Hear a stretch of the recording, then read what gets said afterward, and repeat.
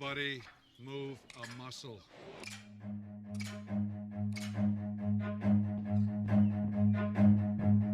Run.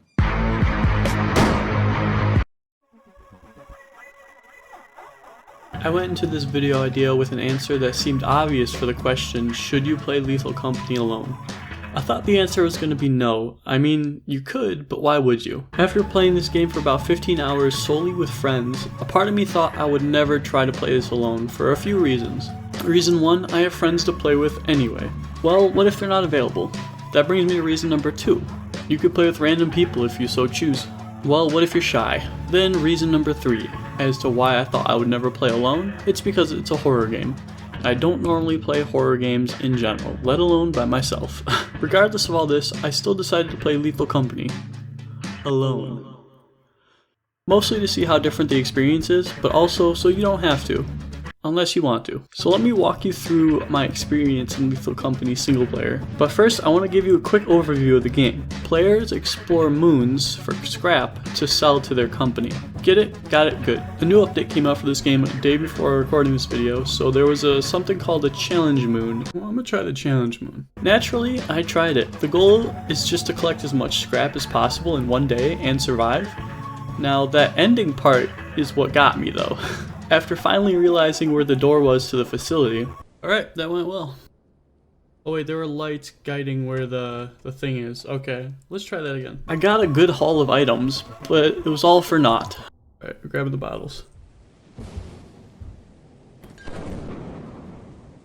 There's a giant out here. Does he see me? He sees me. Oh my, you've got to be kidding me. What is his reach? And there's a dog right by the ship. This challenge mood is kind of difficult by yourself. I'd imagine it'd be easier with friends, I'm gonna be honest. Or maybe this is just the Lethal Company experience alone. In which case, I would prefer it with friends. After this, I just played normally and had a single, simple goal in mind. Just reach the first profit quota without dying. This may be simple for all you experienced players out there, but me, I'm not experienced. Especially not single player. Here's slime. I flashbanged the slime. Okay, I flashbanged myself. Did I stun the slime at all? I think so, yeah. He's kind of wiggling. While I show you how that went, I want to explain my relationship with Lethal Company. When the game was released and got super popular, I had a few people tell me to get it and play with them. However, I didn't. At the time, I was already playing other games that took up a lot of my free time, like Baldur's Gate 3 and Risk of Rain Returns. And I even started a Starbound world with one of my brothers. But with all that said, my hands were full. It wasn't until around Christmas time when a friend bought me Lethal Company. So at this point I was like, well, I guess I have to try it now. Like I mentioned before, I don't normally play horror games, so I wasn't too thrilled about playing Lethal Company, because I didn't know much about it other than that it was a horror game. But let me tell you, I had such a fun time playing with friends that I became the friend asking other people if they wanted to play together. Something about the easy to understand gameplay loop or randomly generated facilities really hooked me for some reason. And I'm not saying I played the death out of this game yet, but the 15 hours I put into the vanilla game and enjoying time with friends was well spent. After I reached the first profit quota, I was feeling daring and I tried a couple of moons with an eclipse. This means monsters appear in much higher frequencies. And oh boy, did I learn my lesson. Hey, back off. I know you have numbers on me, but... Oh, there's an eyeless dog. Back off, don't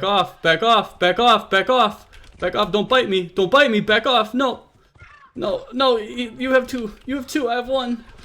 Oh my god. I heard you're supposed to yell at them. Did that not work? Was I not loud enough? I was more so just goofing around at this point because I already completed my goal of reaching the first profit quota. But it is what it is. Uh-oh. Ah, shit. Ugh. How do I get this off of me? Well, that's... Oh, I didn't die. There's a turret. Oh my gosh. I'm dead. There's no way I'm getting out of this. Oh my god, this thing, dude. It keeps getting me. Honestly, reaching the second profit quota didn't seem too far-fetched as long as I didn't pick eclipse the first 2 moons. But anyway, there was no eclipse moon I could visit on the 3rd day, so I just kept it simple and went to my favorite moon, experimentation. Unfortunately though, I didn't make enough to reach the next profit quota in just that one day. I dinged my last dong, so I was fired. Now all this leads me back to the question, should you play Lethal Company alone? I think it ultimately depends on the experience you want. Playing alone is less funny and more scary for sure. Not to say it can't also be funny solo, it's just a lot more humorous and less serious of a game multiplayer. Let me flashbang the puppy. Playing solo also leans more into the notion of seeing how far you can get opposed to the obvious of hanging out with friends. Also, if you're playing single player, you don't need to waste money on walkie-talkies, even though they're like the cheapest thing in the game. It does feel like this game was meant to be more for multiplayer though. I mean, like there's multiple people in the game banner. The trailer literally says be in a crew or something like that. You'll have your very own ship, your very own crew. And the first tag for this game is online co-op. I mean, these are the facts, people. But if you're like me and only played with friends or other people up to this point, maybe give a solo run a try and see if you can do better than me. Spoiler alert, you probably can. Anyways, I hope you enjoyed the video. Hit the like button on the way out, and I will see you in the next video. You can't open doors, can you stinky spider?